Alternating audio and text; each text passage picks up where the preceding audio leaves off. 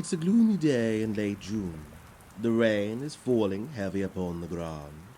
Mr. Nerlin and Miss Smith are about to arrive at Knife and Fork, a restaurant in the heart of their little village just south of the middle of nowhere.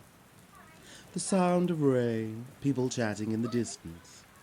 A faint sound of thunder lingers somewhere over there.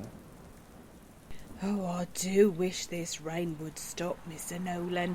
It's been shitting it down all day long. It must be said, Miss Smith, I love the rain.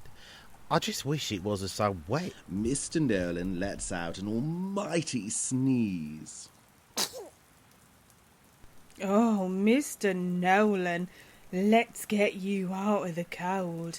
You and I will catch our deaths if we stand here any longer. I do hope they have a nice warm fire inside, Miss Smith. It's brass monkeys out here. And me, Mr. Nolan, they always remind me of Mummy and Daddy. Brass monkeys in the rain? Great big open fires, Mr. Nolan. We would have the most splendid roast dinner with all the trimmings. And then, after dinner, Daddy would get on his hands and knees and stoke the fire. Memories of yesteryear, Miss Smith, are very joyous. And then as Daddy was just about to get up, Mummy would kick Daddy right back into the open fire. Why would she do such a thing, Miss Smith? Fun, Mr. Nolan. Not so much for Daddy, but Mummy and I would roll around laughing, and then we'd have a gin and tonic with a silk cut and watch the Queen's Christmas speech. Your childhood sounds like it was idyllic, Miss Smith. I wish my Christmases had been just like that. Christmas? No. This was a Monday morning, Mr. Nolan. How interesting, Miss Smith. Mummy loved nothing more than a full roast, a giggle with Daddy, and then we would down our gins and she would drive me to school. She would say it's the only way to start the working week. Do you know, we had every Christmas speech the Queen had ever given. We had every single one on VHS from 1957 until... 2021, Miss Smith? Until Daddy built a great big bonfire in the back garden and burnt them all. He was a comical man. It wasn't what he did, but the way he did it. He sounds wonderful. Shall we go for a spot of supper, Mr. Nolan, and you can tell me all about this very troubling letter? Let's, Miss Smith. My hair's going frizzy in the humidity, and I think there might be a little hole in the brolly. Mr. Nolan and Miss Smith walk into the restaurant, leaving the rain and thunder behind as the sounds of the little village fade behind them and slip into nothingness. The sound of a bell being rung. Does it look busy, Mr. Nolan? I don't know. I can't see through these spectacles. Perhaps they are steamed up. Have you had them long? About 5 minutes. I just picked them up off this desk. Do you think they suit me? Very much so, Mr. Nolan. You look most distinguished. Then I shall keep them. What's that saying? Why be moody when you can shake your booty? A bell that is rung makes the sound of a bell. Mr. Nolan and Miss Smith grow impatient and ring the bell upon the desk once again.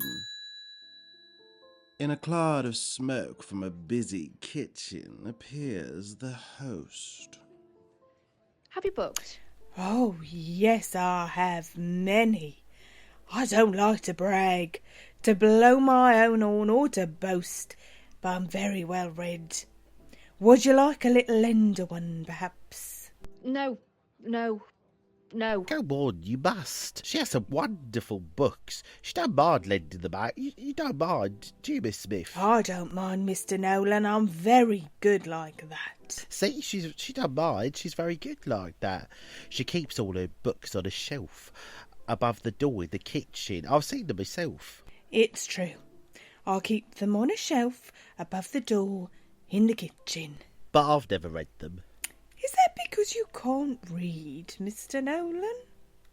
Because I can't reach, Miss Smith. Have you booked a table? No, I don't keep me books on a table. I'll keep them on a shelf. In the kitchen above the door. Mr. Nolan just told you that. I just told you that. Should we start again?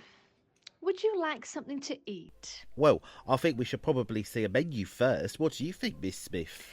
A jolly good idea, Mr. Nolan. Do you have such a thing as a menu? The host, who simply doesn't have time or energy for this tomfoolery, gives in and asks, Table for two? Sounds delicious. Is that the chef's special? And does it come with fries, or do Mr. Nolan and I need to add those on as an extra? Would you like to follow me? I'm not on social media, so I will have to decline. But thank you ever so much for that very kind invitation. the sound of a large thud. Oh, my giddy aunt, Mr. Nolan, are you all right? Mr. Nolan has just walked into the wall. Archie. I shall probably take off these specs, Miss Smith. Mr. Nolan and Miss Smith are seated at the window table. The restaurant is empty with exception to a young couple sat the other side of the room, who are oblivious to everything around them as they gaze longingly into one another's eyes. Quiet in here tonight, isn't it, Miss Smith? Very quiet, Mr. Nolan. The sound of champagne being popped. Laughter from the corner of the room, where the young couple sit, clinking of glasses. Someone's celebrating. Welcome, I'm Sally, yeah? I'm waitress. Hello, Sally. Hello, Stephen. Her name is Sally, Mr. Nolan. I'm very sorry, Sally. Let me put on my spectacles so I can hear you better.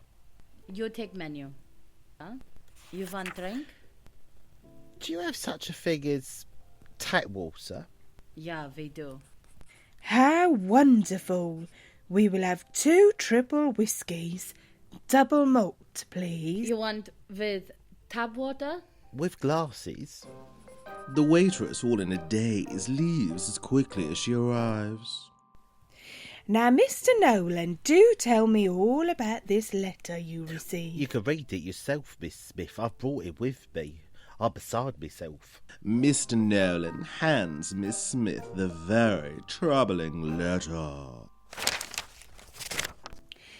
Dear Humphrey, Member 104, we regret to inform you, blah, blah, blah, blah, blah, blah, blah, blah, blah, refund of £5.10, blah, blah, blah, sadly, blah, blah. Yours faithfully, the head of the Margaret Thatcher and Timmy Mallet Fan Club Association Limited, Inc. Oh, Mr. Nolan, this is terrible. You're telling me. I just don't know what to do, Miss Smith. Quite, Mr. Nolan, I mean. Who is this Humphrey and why is he having letters posted to your address? It's me, Miss Smith. It's my letter. I am Humphrey. You know, I always thought your name was Lynette. No, Humphrey. Well, it's true what they say. An apple a day keeps a doctor away. Well, it's a privilege to meet you, Humphrey. I'm Dotty. We can all be a Dotty from time to time, Miss Smith. No, my name is Dotty. Dorothy in long form, but Dotty for short. It's an honour to meet you, Dotty. So tell me, Mr. Nolan, how do you feel? With my hands, Miss Smith. How do you feel? Oh, in the dark, Mr. Nolan, in the dark. As if by magic, the waitress reappears with Miss Smith and Mr. Nolan's beverages of choice. She clumsily places the drinks upon the table. The sound of clinking glasses can be heard. I take order. I will have the mixed grill with extra fries on the side, 2 lots of the baby back ribs, and can I have a bottle of hand sanitizer? And for you, sir? Oh, I don't know. He's just received a very troubling letter. It's been weighing on me something terrible. I suggest cucumber soup. It's very light. That sounds wonderful. Could I have that? A full roast chicken, a side of the chicken tikka masala, mash, and some garden peas. Can it all come together? You want all food to come out same time, yeah? Not at the same time. Can we have it all together in one big bowl? Exit waitress. It must be said I have been off my food since I've received my very troubling letter. I simply have no appetite at all. When did this very troubling letter arrive, Mr. Nolan? Last week, Miss Smith, I ignored it at first. Big mistake. But since I've opened it, my life has been turned upside down. It's gone right to pot. I haven't had a wink of sleep. But you did manage a little nap on the bus. Yes, on the bus I was out like a light. It's the motion, see. The other passengers, well, one or two of them had a few things to say, mind you. Well, you were the one driving the bus, Mr. Nolan. But as I said to the police officer, I said I don't imagine I'd have been much better if I'd been awake. After all, I've got a driving licence, Miss Smith. Well, there's no point looking back, Mr. Nolan. All you get is a crick in your neck. Are there any other fan clubs you could join? Well, there is the Hillary Clinton Big Bird Members Only Platinum Club, but it's just a Facebook page. How disappointing. Very much so. Enter the waitress, struggling to balance the large bowl of food. As the swill swishes from one side to the other, the waitress carefully places the bowl upon the table. Miss Smith and Mr. Nolan lift their napkins and tuck them into their jumpers. I get you anything else? What more could you possibly want? Another hour in the day. The secret to eternal youth, or just a pair of loafers that don't pinch. The waitress, with her mouth wide open and her mind a blank as what to say in response, exits one more time in silence. What a tremendous feast, Miss Smith. Positively divine, Mr. Nolan. Ours, Dad. Mr. Nolan and Miss Smith turned their supper like a pair of wild animals devouring their prey. The sounds of scoffing and slurping, crunchings and munchings. Saucy, Miss Smith. Tasty, Mr. Nolan. More belching and burping, more scoffing and slurping as Mr. Nolan and Miss Smith barely come up for air. Delicious. Delectable. It must be said, Miss Smith, I am as full as an egg. Fit to burst, Mr. Nolan. Couldn't eat another thing. Enter the waitress stage left. You want see dessert cart? What's that on top of the cheesecake? It's a chocolate bar. Mr. Nolan barks like a dog. No, it's a chocolate bar. Both Miss Smith and Mr. Nolan bark like dogs. Woof, woof, woof, woof, woof, woof. I not ask you bark. Is The waitress hesitates and thinks better of uttering the word bark again. topped with flaky chocolate. I will have the Victoria sponge. 1 slice. No, the entire thing, dear. And can I have it with Branston pickle? Thank you ever so much. And I will have the entire Black Forest gatto. You want with custard or cream? Gravy, please. Lashings and lashings of gravy. Exit waitress stage right. A few moments and minutes pass. The waitress re-emerges with Mr. Nolan and Miss Smith's chosen desserts. Oh, look at the size of that. We will never eat all of that, will we, Miss Smith? Not on your Nelly, Mr. Nolan. Not even in a month of Sundays. But we'll give it a blooming good try. It would be rude not to.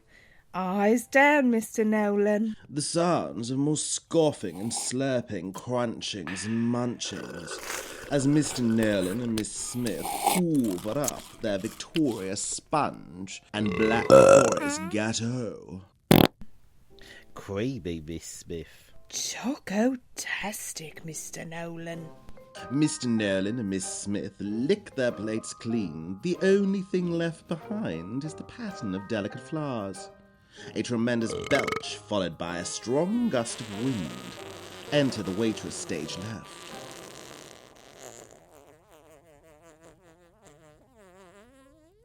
You done?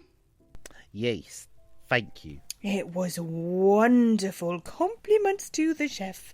Shall we get the bill, Mr. Nolan? Yes, we should get the bill, Miss Smith. Mr. Nolan turns and looks at the waitress as he stares directly into her eyes. Do you think we could have the bill? The sound of dishes being cleared away. I bring it now. Exit the waitress stage right. A few moments pass and the waitress she reappears for the last time. She places the bill that is sat on a silver plate upon the table. Exit the waitress for the last time. Looks like we're the only ones left, Mr. Nolan. It does, Miss Smith. Oh, look, how very charming. Complimentary matches. What a touch. What a touch indeed, Mr. Nolan. Miss Smith reaches for her bag. No, don't you trouble yourself, Miss Smith. I will take care of the bill. You don't mind if I borrow some of this hand sanitizer, do you, Miss Smith? Be my guest, Mr. Nolan. Be my guest. Mr. Nolan gets up from the dining table, taking the bill with him. Miss Smith stares out of the window, picking pickle from her back teeth with a cocktail stick. After a few moments, Mr. Nolan sits back at the table. That was quick, Mr. Nolan. You know me, Miss Smith. When a job needs doing, I'll get it done. How long do you think we have? Mr. Nolan lifts his arm, rolls back his sleeve, and looks at his watch. 10, 9, 8, 7, 6. Drink up, Miss Smith. Miss Smith and Mr. Nolan slurp back their beverages. The sound of a gulp. 2, 1. Cover your ears, Miss Smith. The restaurant is suddenly immersed in thick black smoke. The fire alarm sounds to decibels so loud they're almost deafening.